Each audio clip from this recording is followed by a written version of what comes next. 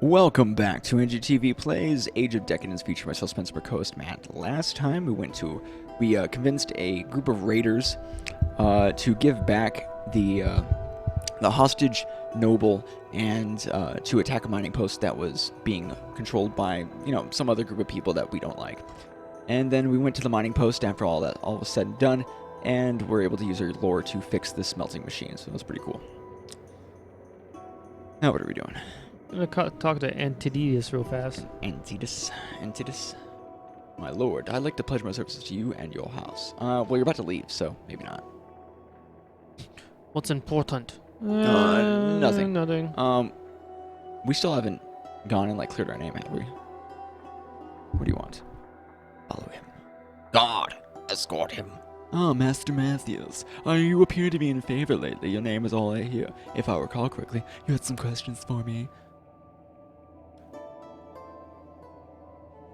Is there anything you can teach me? Why, certainly. I'm not sure where to start, as you aren't what I would call a scholar. But we'll try the basics. Cassius subjects you to a remarkably painful lesson on metallurgy, history, and good manners. Fortunately, you managed to pick up a thing or two before your mind goes into self-preservation mode. What do you want to know, Matthews? The first of the Magi, and sadly the last of the Magi, as the order fell when the Empire did. Truly a tragic loss. Empires come and go, but it pains me to think of the lost knowledge. If not through stories, how are we to look into the past? Each story has that proverbial grain of truth that makes searching worthwhile. A true lore master will peel a story like an onion until he finds that seed of truth. You have time for a story, Matthews? It is said that Ibn Haddad gained much of his wisdom meditating, his mind traveling where his body was unable to. One day, Ibn Haddad meditated with a certain purpose in mind. He was seeking a way to gain power over demons, a way to have them delivered into his hands so that he might question them. Eventually, the sacred geometry he sought was revealed to him. Ibn Haddad ordered his brothers to prepare the ground and draw a large seal and inscribe the words of power within it. When they completed their work, a man appeared in the circle of the seal. "Who are you?" asked Ibn Haddad, but the man shot him a glance of anger and rage and said, "But how shall I answer thee, for thou art a son of man, whereas I was born of the stars, so that no word of our heavenly kind addressed to the earth-born can be overweening. So ask me not many of things, for thy kingdom after a little time is to be disrupted, and thy glory is but for a season, and short be thy tyranny over us, and then we shall have free range over mankind, so that they shall revere us as if we were gods, not knowing, men, that they are the words of power over us." Ibn Haddad dismissed his brothers and addressed the demon as follows. "By the seal that binds your power, which is infinitely above mine, because you know what is going on in the higher as well as in the lower spheres, I order you to reveal all that you know to me." The demon smiled and said, "It is perhaps not to be wondered at that a magus, as wise and mighty on earth as thou art, who hast acquired almost all the knowledge that is possible for mortal man to possess, should long for knowledge of the supernatural from the region of the unseen.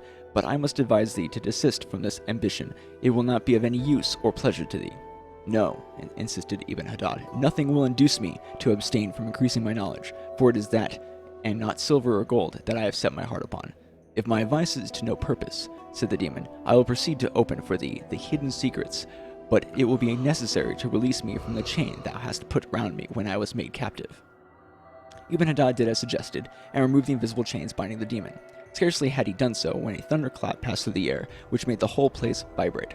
At the same moment, the demon seemed to have grown into a terrible giant. His eyes looked like two great gleaming fires, and his arms extended to enormous proportions, looking as though they would catch the hold of the extreme ends of the earth. Well, shit, I didn't see that coming. Really? No, I did. Ibn Haddad trembled at the sight. His heart seemed to stand still from the terror. Of course I did, dude. I was being sarcastic. And he was about to call for help. But his whole body was paralyzed. His tongue refused its duty, and in the midst of this, he was seized by the demon by arm and neck and thrown into the air, and he became senseless. This is all I know. Very few of the older tales have been well preserved. Many are nothing but fragments, bits and pieces without beginning and end. That's where storytellers step in and fill in the blanks with what their audience wants to hear. I've heard several retellings of the story. In one, Ibn Haddad had a magic ring with which he defeated the demon. In another, the demon took all his powers, and Ibn Haddad went on a quest to gain them back and learn the demon's name, which was Balzaroth, to gain power over him. In truth, I'm not even sure if there was a demon, but those are the old tales for you. They dance around the truth, like a moth around a flame. never losing sight of it, but never approaching too close. Without more stories to cross-examine it with, it's almost impossible to tell. Maybe it's a cautionary tale where the demon represents the danger of power that a mere man wasn't meant to understand. Maybe it's a distorted account of a rather mundane event. If you noticed, the conversation started between two men, so maybe it was an argument between two magi, where some magic was used. Why indeed? Perhaps the man was his rival, and those who had written the original account weren't kind to him. I've certainly seen worse epithets applied to men. I don't see how. The story seemed to take place before the war, before the demons even showed up. Besides, as far as I know, the Magi fought the demons. They didn't converse with them. Can I ask you anything else? What do you want to know? Sure.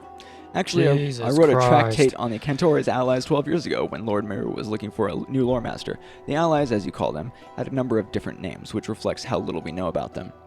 Most texts we have now have been written long after the events in question. They reflect beliefs of those who wrote them. Some wanted to believe in higher powers and thought our allies to be long forgotten gods, finally returning to aid their children in the hour of need. Others believed, quite arrogantly I might add, that the allies were kings of the otherworldly realms, peers of the emperor. Even the names are spelled in so many different ways that it's almost impossible to tell what the original names were. The one we call Thor Agoth, for example, was originally referred to as Tor Athagoth and Thorigoth. Even the very nature of the High Lords is debatable. Many accounts described the four Kantari gods as terrifying beast-like creatures. For example, there are several different accounts of the Battle of Estios, all claiming the same thing. Ul-Zerath rose from the deep and attacked the legions of General Kizion, slaughtering over 1,000 soldiers before the Magi forced them to retreat. Have you ever read Amonas? Cassius smiles and starts reciting, In the Battle of Zagos. Alright. It's a good question.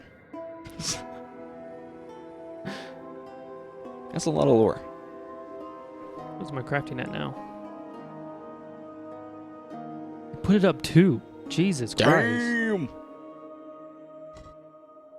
Oh, we can put one in etiquette now. I'm gonna save it to make sure. Okay. Well, yeah. What's next? See if Fing is back in his home.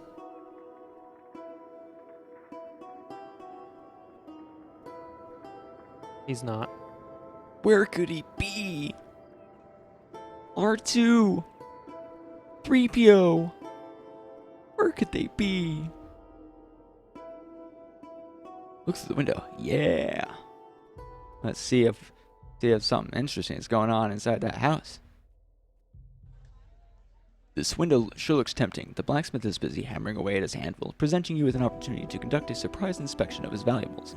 Of course, if he were to find you rummaging through his goods, he'd probably take it the wrong way. Not that there's any other way to take it.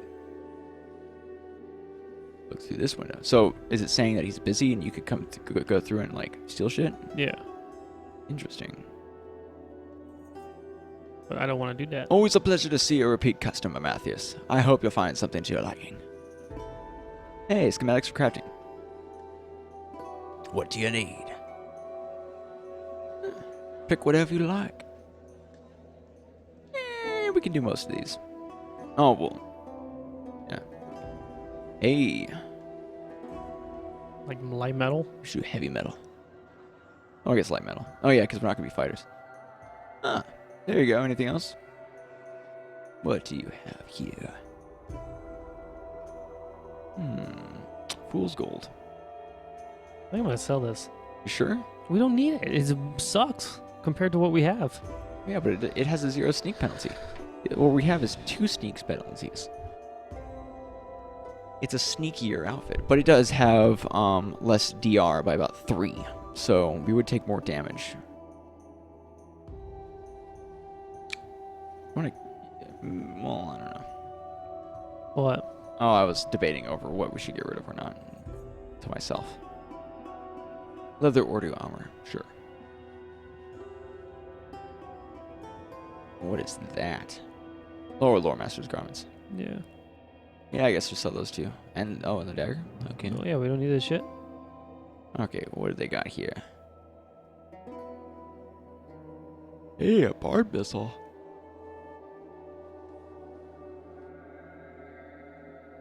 For those who don't wear any armor.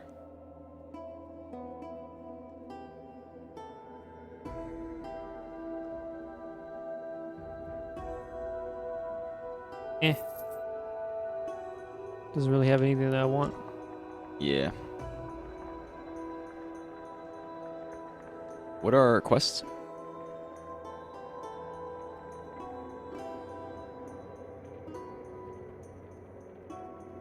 He has liquid fire.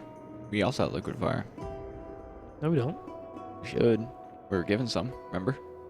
Okay, can't sell it to him. Maybe it's special.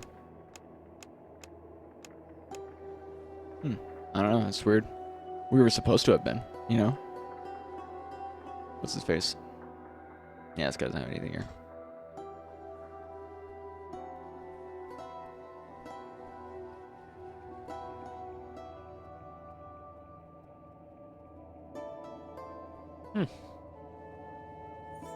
Ah.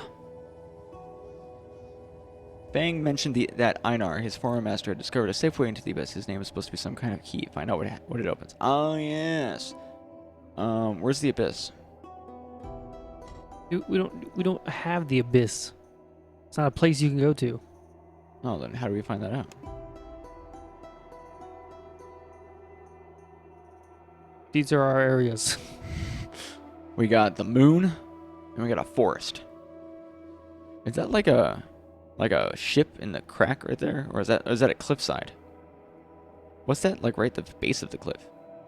I don't know. Well, I guess the only place to go left is the Mandalore place. Maadoran. Do we have 2 people telling us to go there now? Yeah. Nice. I guess go there. Fuck it. Just see the tavern, make sure there's nothing I'm missing. Tavern's fucking empty. Reinforced How from do the you inside. I have lockpicks. Yeah, it's reinforced from the inside though. Can you climb in through a window? Turn that.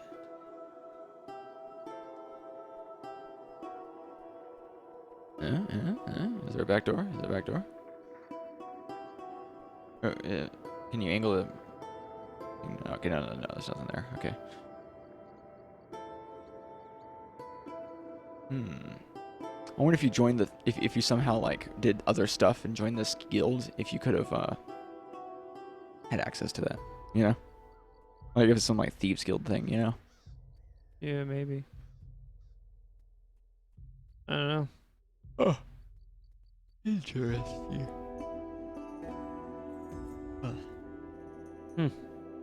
Well, I guess we gotta go to whatever. Maadoran.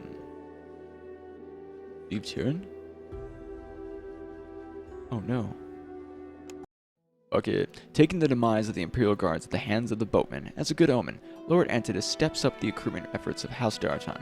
Pardons are granted to bandits and raiders willing to serve the house, and mercenaries are hired en masse with the Commercium's gold. Without the Imperial Guards to keep the newly arrived fighting men in check, the town quickly descends into near lawlessness, becoming little more than a camped mercenary army waiting for the orders to march. Though Antidus seems to hold the reins of the Sellsword Legion, it is the Commercium who pays their wages, and the only loyalty a mercenary truly recognizes is to the one who pays him. By becoming the paymaster for the entire Legion, the Commercium effectively becomes Antidus' shadow partner, greatly expanding their influence and control over local trade. Backed by that Legion, the Commercium's influence grows rapidly alongside their control over local trade. Bored and seeking entertainment, the camped mercenaries spend their coins at the Commercium's establishment almost as quickly as they earn them, making it a very profitable enterprise indeed. Emboldened by their success in turn, the lords of Commercium set their sights on Maadoran. Lord Gallius can't be controlled, ergo he must be replaced by someone more suitable. What the city needs is someone who will show proper respect to the guildmasters and perhaps even listen to an occasional piece of advice or two. Serenus, Lord Gallius' nephew, is a perfect candidate. He has a blood claim, he is young, weak, and already owes a fortune to the Commercium. Still, replacing the most powerful man in the realm isn't an easy task, and must be handled very delicately. Temporary alliances disavowed the moment the goal is achieved must be made. Assurances must be given. Most importantly, Lord Gallius and the Imperial Guards must be distracted and look the other way while the magic happens. Unwittingly, you double-crossed Fang and helped Cassius to replace him as Lord Antidus' personal lore master. Unfortunately, there's little for him to do in Tyrion, thus House Daratan does not benefit from Cassius' vast knowledge of the lore of the olden days. Master Fang has managed to escape, and according to rumors has resurfaced in Ganazar, quickly gaining Lord Mayor's trust and favor. Shit. Using his own beliefs against him, you've managed to convince a preacher of Ganazar that you are the chosen one. As a result, you can expect assistance from every faithful and warm reception in Ganazar, should you stick to your role. When the news of the attack reaches Maadoran, House Daratan expresses their regret at the senseless bloodshed and reminds House Aurelian about the dangers of operating that far from Maadoran. Lord Antidus assures the citizens of Maadoran that the raiders have been dealt with and the mine that has been taken under Daratan's control to safeguard the machines. You let Esbinus go when he was at your mercy. He put the money you gave him to good use, gathering a large group of raiders and proceeding to make a name for himself, raiding and pillaging but staying away from Tyrann. No matter how you look at it, he owes you. That's pretty neat. Yeah, that's like crazy. It's like an end of a chapter. What happens next? Kind of sucks that we unwittingly, betrayed. What's his face? Fang. Yeah. Wonder if he blames us. After a few weeks of travel, Maadoran's marble minarets and sandstone domes finally appear out of the shimmering desert. Once the jewel of the Empire, it is now a city of crumbling ruins and forgotten glory. The rivers that fed it dry, its once fertile fields now barren rock and endless drifting sand. The Great War devastated Maadoran. Almost a quarter of its citizens died in the arcane blast that created the infamous Abyss. The sickness that followed it nearly succeeded in wiping out the rest. But cities rarely die with dignity. Man returned to Maadoran, scavengers seeking to loot the treasures of the past, oblivious to the weight of history around them as they squabble over food and gold. And ahoy, discover new location, boost your spirit, 10 skill points. Sick. This game gives out skill points like candy. You're too late, says a man standing next to an empty stall when you approach him. The caravan just left. It will take weeks. These days, mostly Ganazar and Kertor. Asmara and Sipper are gone. Tyrann's about to join them. We need markets for our goods, and the local goods to take back to cover the costs and turn some profit. There are a couple of mining villages that can make a trip there worthwhile, but they're an exception rather than the norm. Asmara and Sipper? The Imperial Guards took over Sipper 2 decades back and ran it into the ground. Asmara fell a few years ago. Two lordlings tore it apart after their father's death. The way the story is told, the younger son gathered enough support and deposed his older brother, who somehow managed to escape, hired every mercenary company willing to fight for a cut of the action, and returned to claim the throne. The siege went on for years, and by the time the town fell and the mercenary companies took what they considered a fair share, there wasn't much left of it. The guards said that the chapter doesn't allow them to interfere in the internal affairs of the houses, but the way I see it, the weaker the houses, the stronger the guards. At any rate, I don't see them putting their asses on the line just to prop up some lordling. It's a lovely town. It's built in cascading levels around the castle that gave the town its name, so the view alone is worth the trip. The archways of the low town becomes the walkways of the skyport. It's quite a sight, my friend. There is nothing like that left anymore. The locals are getting too obsessed with gods and worship, but maybe it's better than being obsessed with money and power, eh? I find it rather charming, to be honest. It's one of the districts that the stories say that the flying ships used to dock there, and it does have these strange platforms that they could have been used, but they could have been used for just about anything, if you ask me. If you've seen one military fort, you've seen them all. This one's much bigger than all the others combined, but they keep it simple. Rows of barracks, granary, cookhouse, hospital, and praetorium. The entire splendor is surrounded by walls to keep the guards from running away in the middle of the night, no doubt. They pop up here and there like mushrooms after a rain, but most don't last. It's hard to make it out on your own out there. They think they can grow some crops because they did it so well behind their shacks in the city, but a few acres field in the middle of nowhere is a different game.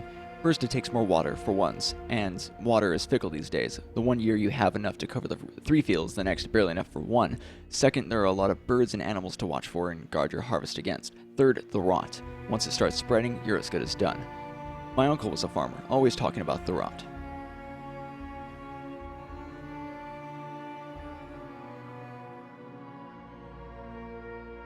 Interesting. A local guide. Oh, let's talk to him. Hey, you know where I can get drunk?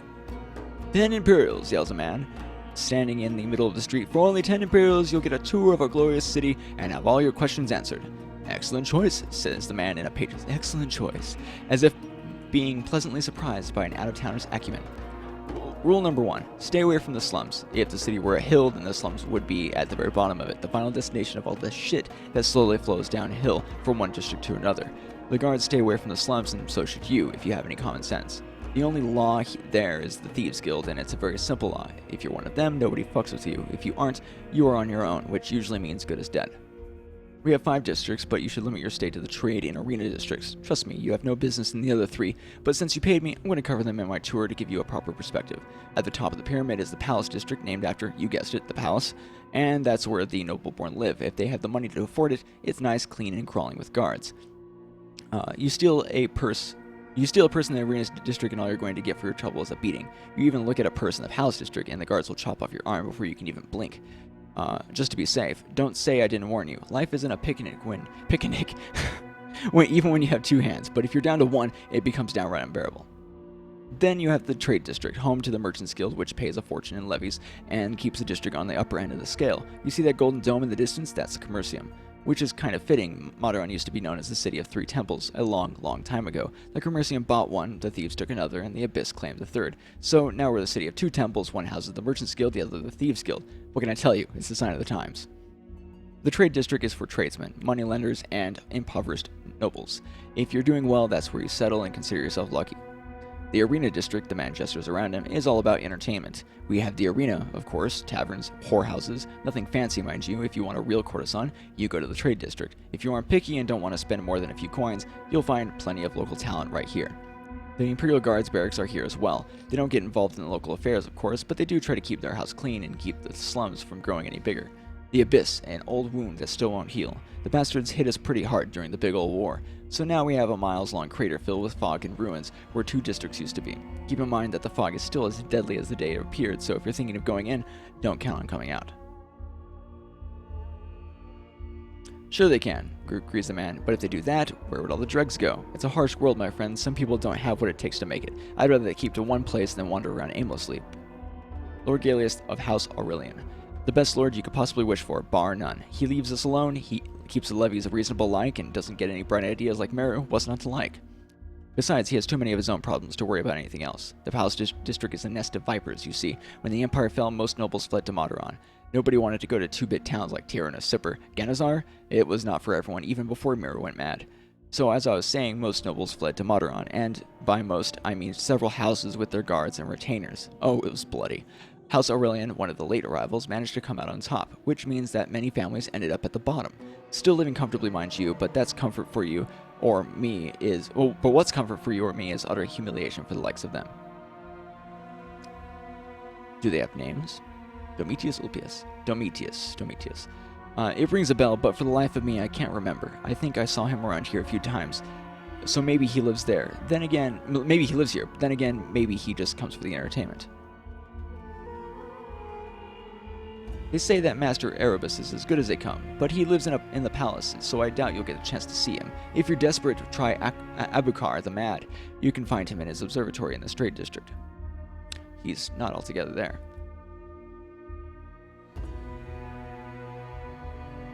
Try the guilds, they're always hiring, especially the boatmen. Business has been good for them lately. Alternately, you can always go to the arena and try your luck there.